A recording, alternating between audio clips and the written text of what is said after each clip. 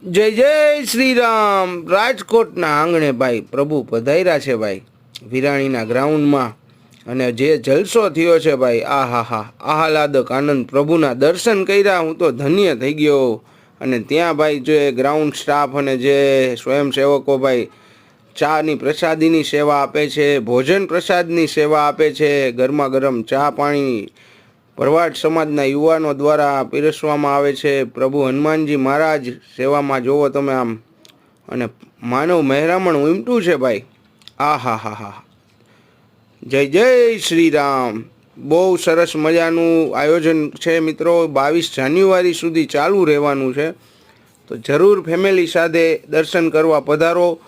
આપણે અયોધ્યા નગરીમાં તો અત્યારે દર્શન કરવા જઈ નહીં શકી, પણ રાજકોટમાં પ્રભુ શ્રી રામ આવ્યા છે, તો અવશ્ય લાભ લ્યો અને કોમેન્ટ્સમાં જય શ્રી રામ લખો।